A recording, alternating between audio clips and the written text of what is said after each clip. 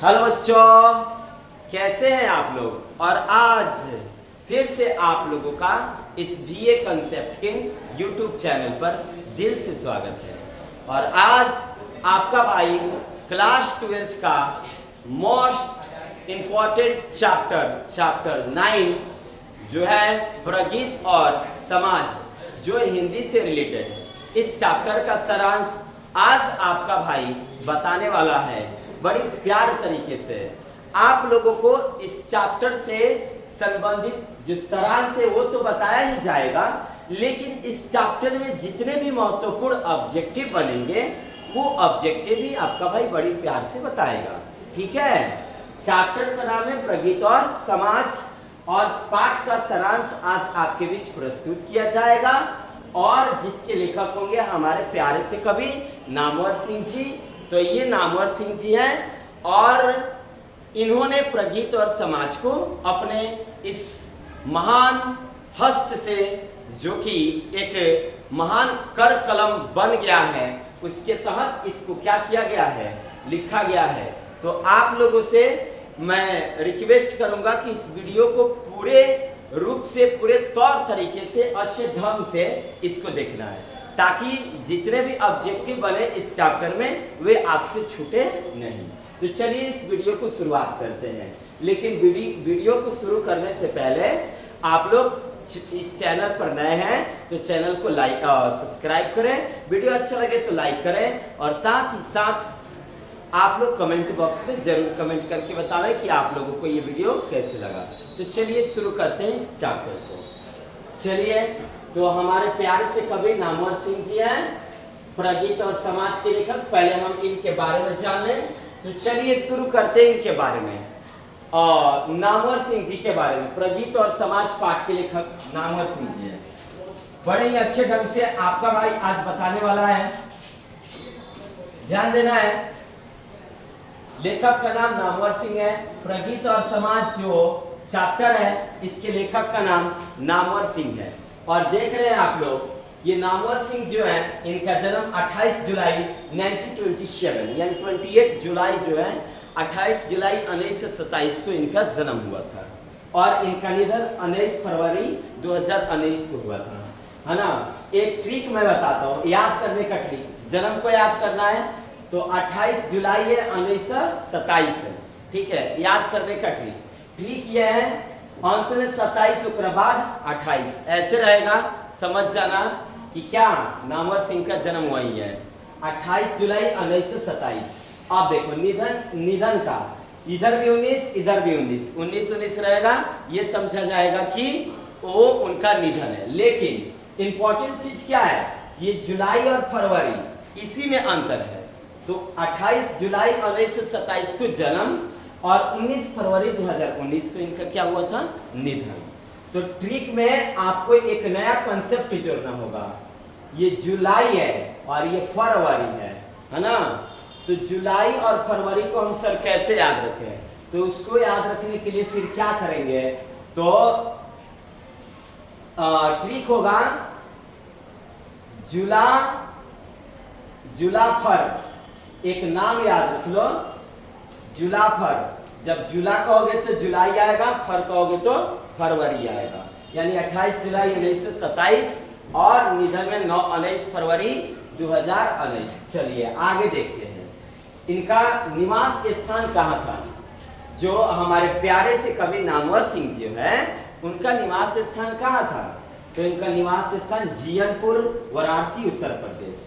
हाँ, जगह का जो नाम है वो है जियनपुर, वाराणसी, उत्तर प्रदेश। अच्छे ढंग से मन लगा के पढ़ना है, देखना है।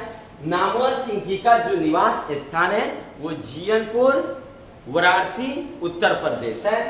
नामवर सिंह जी के पिताजी का नाम नागा सिंह और माता जी का नाम वागेश्वरी देवी, है ना। इनके पिताजी का नाम क्या था, नागा सिंह, और नामवर सिंह जो है, इनके पिताजी का नाम क्या था, नागा सिंह, और माताजी का नाम वागेश्वरी देवी। ठीक है, नामवर सिंह जी के पिताजी का नाम पूछा जाए तो आप प्यार से बताओगे नागा सिंह, और माताजी का नाम बताओगे वागेश्वरी देवी। यहाँ पे ये वाला 4 स्टेज हुआ। मैंने पहले स्टेज में बताया प्रगीत और समाज के जो लेखक हैं वो कौन है, तो आपके जुबान से निकलेगा नामवर सिंह। दूसरा मैंने बताया कि नामवर सिंह का जन्म कब हुआ था, मैंने ट्रिक भी बताया। ट्रिक ये था 28 जुलाई 1927, ट्रिक ये याद रखना है, 27 यानी 28। और निधन कब हुआ था, 19 फरवरी 2019। और इनका निवास स्थान क्या है, तो जीवनपुर, वाराणसी, उत्तर प्रदेश। पिताजी का नाम क्या है, नागा सिंह, और माता जी का नाम क्या है, वागेश्वरी देवी। ठीक है, आगे चलते हैं। डॉक्टर नामवर सिंह हिंदी आलोचना के एक शिखर प्रतिभा थे। हिंदी का जो आलोचना है उसके शिखर प्रतिभा के रूप में माने जाने वाले हमारे प्यारे से कवि नामवर सिंह। मतलब एक शिखर प्रतिभा बोले तो अपने आप में मोस्ट टैलेंटेड व्यक्ति जो होता है वो व्यक्ति थे हमारे नामवर सिंह जी। 20वीं सदी के अंतिम चरण में इनका विकास हुआ। मतलब लेखक तो बहुत पहले से थे, लेकिन फेमस होना एक बात होती है। फेमस ये कब हुए थे, 20वीं सदी के अंतिम चरण में। ठीक है, तो मैंने इनके बारे में बताया। मैं एक बार और आप लोगों से रिवीजन कर लूं। मैंने बताया कि नामवर सिंह जी जो हैं उनका वो जो पाठ को लिखे वो पाठ का नाम क्या है, तो आप कहोगे गुरुजी इस पाठ का नाम प्रगीत और समाज है। और नामवर सिंह जी जो है उनका जन्म कब हुआ था, तो ट्रिक से बताया गया है 28 जुलाई 1927। और इनके निधन के बारे में बोलना हो तो 19 फरवरी 2019, 19 to 19 दोनों तरफ याद रखना है। और इनका निवास स्थान जीवनपुर, वाराणसी, उत्तर प्रदेश। माता जी का नाम वागेश्वरी देवी, पिताजी का नाम नागा सिंह। ठीक है, और ये किस सन के फेमस कवि हुए, 20वीं सदी में। ठीक है, आगे देखते हैं। तो चलिए इस पाठ के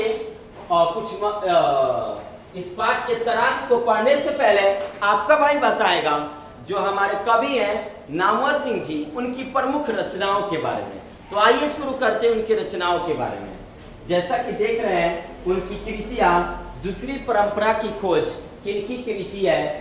एग्जाम पेपर में क्वेश्चन आता है दूसरी परंपरा की खोज किनकी कृति है, तो दूसरी परंपरा की खोज नामवर सिंह की कृति है। और वाद विवाद संवाद ये भी किनकी कृति है, तो वाद विवाद संवाद जो है ये भी नामवर सिंह की कृति है। अगला है कहा न होगा, ये भी किनकी कृति है, कहा न होगा ये भी कृति है नामवर सिंह की। आगे पृथ्वीराज रासो की भाषा, ये भी कौन सी कृति किनकी कृति है, नामवर सिंह की। और एग्जाम के लिए ये अच्छा क्वेश्चन होगा जो एग्जाम में आएगा। पृथ्वीराज रासो की भाषा किनकी कृति है, तो पृथ्वीराज रासो की भाषा नामवर सिंह की कृति है। ठीक है, आगे इतिहास और आलोचना, ये किनकी कृति है, तो इतिहास और आलोचना जो है ये भी नामवर सिंह की कृति है।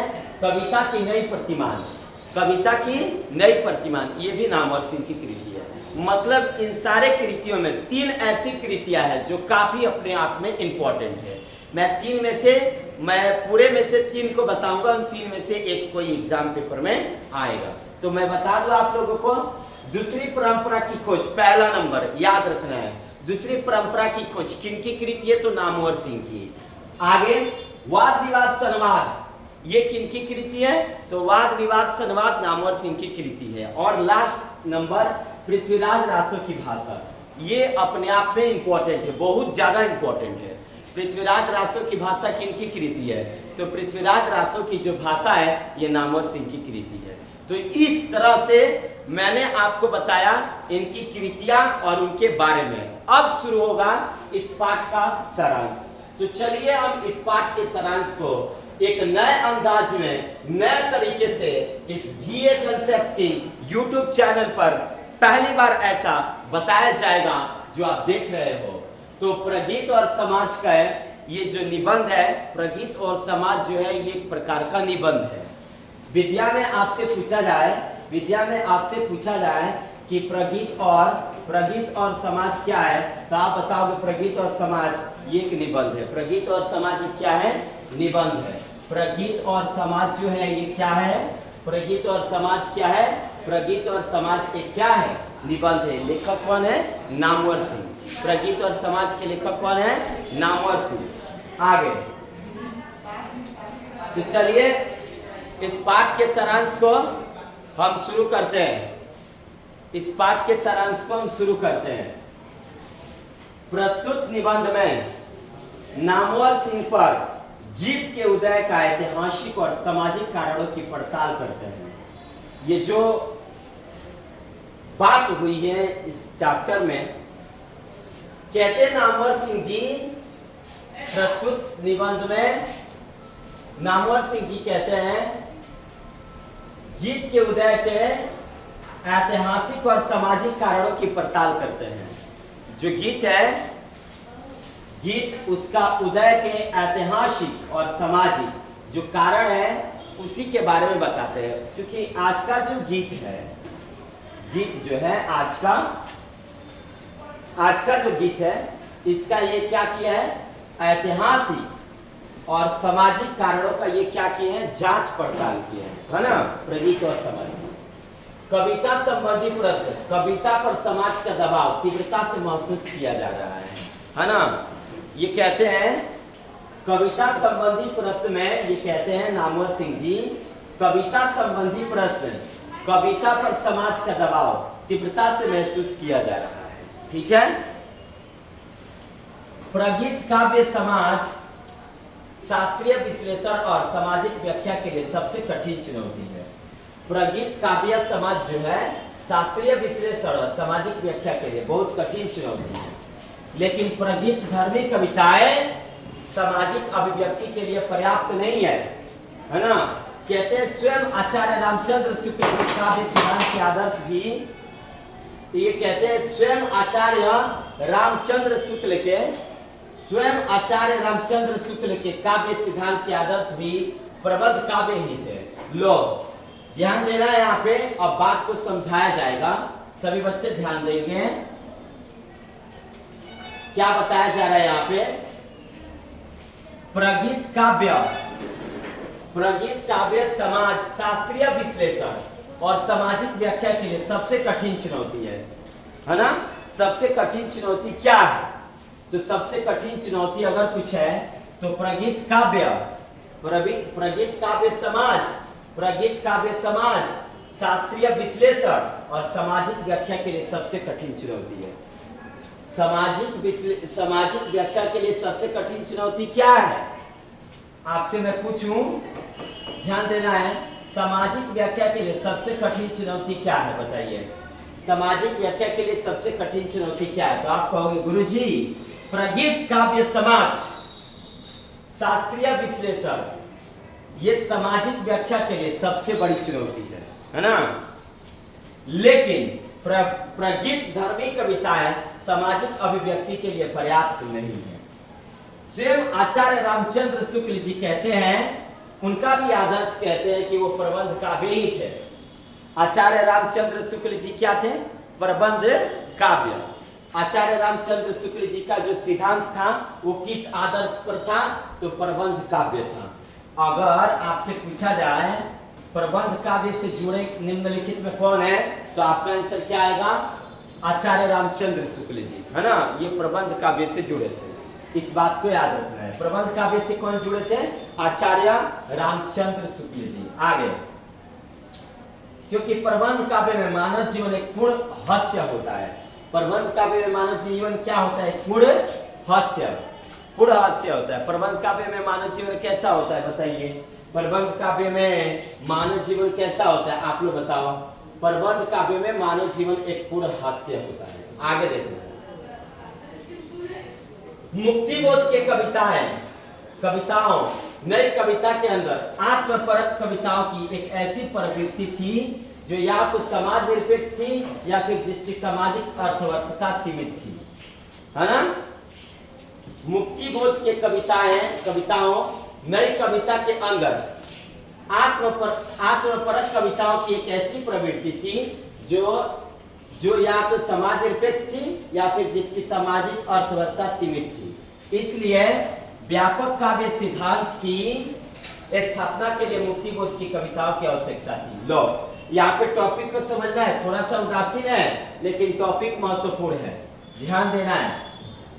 ये क्या कहता है ना, मुक्ति बोध के कविताओं, नई कविता के अंदर आत्मपरक कविताओं की एक ऐसी प्रवृत्ति थी जो या तो समाज निरपेक्ष थी या फिर जिसकी सामाजिक अर्थवत्ता सीमित थी, है ना। इसलिए व्यापक काव्य सिद्धांत की स्थापना के लिए मुक्तिबोध की कविताओं की जरूरत थी। एक क्वेश्चन बनता है यहाँ पे, मुक्तिबोध की कविताओं की आवश्यकता क्यों थी? मुक्तिबोध की कविताओं की आवश्यकता क्यों थी, क्वेश्चन बनता है, ठीक है। माने मुक्तिबोध जो थे वो महान कवि हैं, गजानन मानव मुक्तिबोध ना जी, गजानन मानव मुक्तिबोध जो हैं उनकी कविताओं की जरूरत क्यों थी बताइए। तो आप यहाँ से बोल सकते हो कि मुक्तिबोध जी की जो कविताएं थी वो आत्मपरक कविताओं की एक ऐसी प्रवृत्ति थी जो समाज निरपेक्ष थी या फिर सामाजिक अर्थवत्ता इसकी जो थी वो सीमित थी। इसलिए व्यापक काव्य सिद्धांत की स्थापना के लिए मुक्तिबोध की कविताओं की जरूरत थी। आगे, लेकिन मुक्तिबोध ने केवल लंबी कविताएं ही नहीं लिखी बल्कि उनकी अनेक कविताएं छोटी भी है जो कम सार्थक नहीं है। मुक्तिबोध का समूचा काव्य मूलतः आत्मपरक है। लो, मुक्तिबोध की समस्त काव्य क्या है? मुक्तिबोध की समस्त काव्य क्या है? आत्मपरक है। क्वेश्चन कल अभी क्वेश्चन बताया गया, एक क्वेश्चन था ये वाला क्वेश्चन देख लो, ये वाला क्वेश्चन रामचंद्र शुक्ल जी के अनुसार, रामचंद्र शुक्ल जी का जो सिद्धांत है वो सिद्धांत क्या है? प्रबंध काव्य है। रामचंद्र शुक्ल जी के जो सिद्धांत है वो क्या है? प्रबंध काव्य। और मुक्तिबोध जी जो है वो आत्मपरक है। मुक्तिबोध जी के काव्य क्या है? मुक्तिबोध जी की काव्य क्या है? आत्मपरक है। रचना विन्यास में वह कहीं नाट्य धर्मी है। रचना विन्यास में क्या है? नाट्य धर्मी, कहीं नाटकीय एकलाप है, कहीं नाटकीय प्रगीत है, ठीक है, और कहीं शुद्ध प्रगीत भी है। यानी देख लीजिए आप कि गजानन मानव मुक्तिबोध है वो रचना विन्यास में क्या क्या है? गजानन मानव मुक्तिबोध रचना विन्यास में क्या क्या है? तो ये नाट्य धर्मी है, साथ ही साथ नाटकीय कलाप है, साथ ही साथ नाटकीय प्रगीत है, ठीक है। मैंने क्या क्या बताया एक बार ध्यान से सुन लेना है, बात हटना नहीं चाहिए। पाठ उदासीन है मानते हैं, लेकिन जो बात है वो तगड़ा बात है। बात यह है कि मुक्तिबोध का रचना विन्यास कैसा है? मुक्तिबोध जी का रचना विन्यास कैसा है? मुक्तिबोध की रचना विन्यास जो है वो नाट्य धर्मी है, वे नाटकीय कलाप है, वो नाटकीय प्रगीत है, ठीक है, और कहीं शुद्ध प्रगीत भी है। तो कै गो टॉपिक हुआ?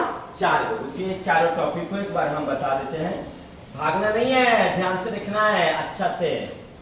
रचना विन्यास में उनकी रचना विन्यास कैसी है? मुक्तिबोध की रचना विन्यास कैसी है? महान कवि मुक्तिबोध की रचना विन्यास कैसी है? कहीं नाट्य धर्मी है, नाटकीय कलाप है, नाटकीय प्रगीत है, शुद्ध प्रगीत है।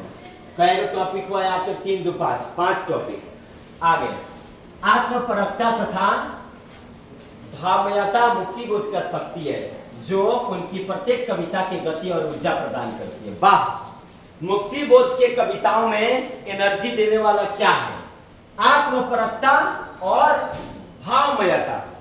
मुक्तिबोध के कविताओं में आत्मपरकता है, भावमयता है, इसलिए उनकी जो कविताएं हैं, उनकी जो रचनाएं हैं एक ऊर्जावान है। किसके किसके चलते? मुक्तिबोध की जो रचनाएं हैं किसके किसके चलते ऊर्जावान है बताइए। तो मुक्तिबोध की जो रचनाएं हैं वो आत्मपरकता के कारण और भावमयता के कारण वो एक क्या है? ऊर्जावान है। आगे देखना है बच्चों ध्यान से, आगे टॉपिक क्या कहता है?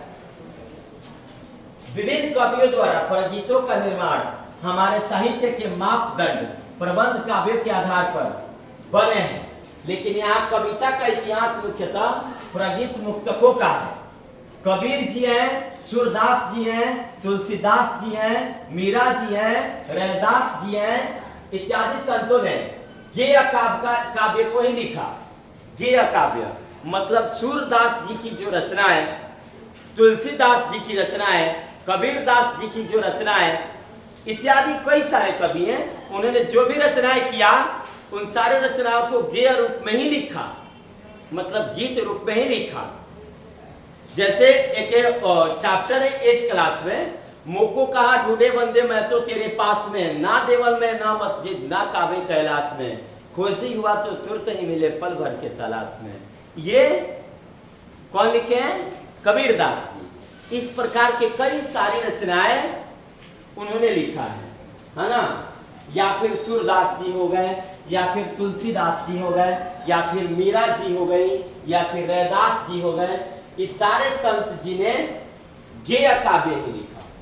विद्यापति को इस हिंदी का पहला कवि माना जाए तो हिंदी कविता का उदय ही गीत से हुआ। वाह, हिंदी कविता का उदय गीत से ही हुआ।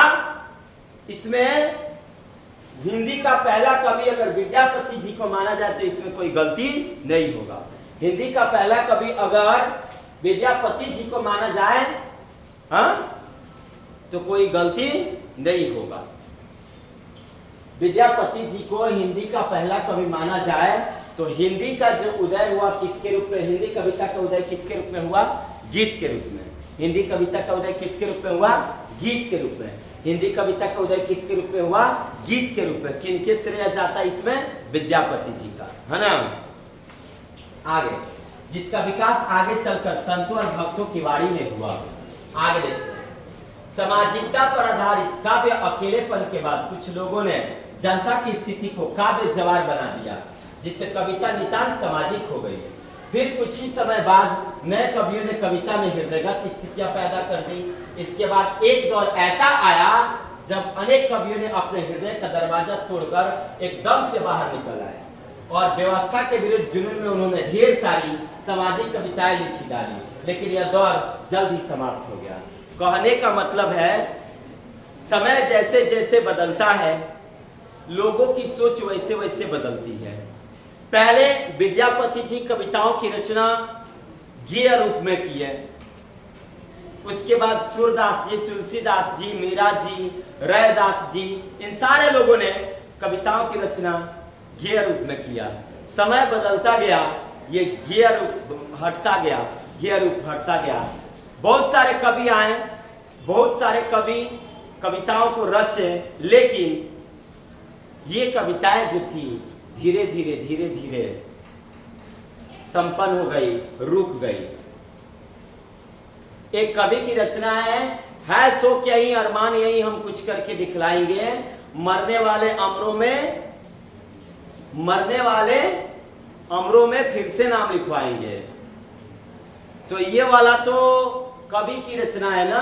तो ऐसे वाले जो कविताएं हैं ये गीत के रूप में नहीं हो सकती, ये शायर के रूप में हो सकता है, ये लोगों के अंदर जुनून जगाने के रूप में हो सकता है ना। अन्य बहुत सारी कई रचनाएं हैं जो पहले वाली रचना और आज वाली रचना से बिल्कुल क्या है, अलग है। तो इस तरह से आज का टॉपिक यहाँ पे खत्म होता है। और एक बार हमारे चैनल को जरूर सब्सक्राइब करना है। और देखते हैं इससे रिलेटेड बहुत सारे ऑब्जेक्टिव बने होंगे। प्रगीत और समाज के जो हमारे लेखक हैं वो नामवर सिंह जी थे। नामवर सिंह जी अनेक रचनाओं को लिखे। तो आज के लिए ये टॉपिक यहीं पर संपन्न होता है। हमारे इस चैनल को जरूर सब्सक्राइब करें। वीडियो अच्छा लगे तो लाइक करें और कमेंट करके जरूर बताएं कि आप लोगों को ये वीडियो कैसा लगा। साथ ही साथ ज़्यादा से ज़्यादा मात्रा में शेयर करें। तो मिलते हैं फिर से इसी अंदाज में, इसी तरीके से नेक्स्ट वीडियो में। आज के लिए इतना ही काफ़ी। जय हिंद, जय भारत।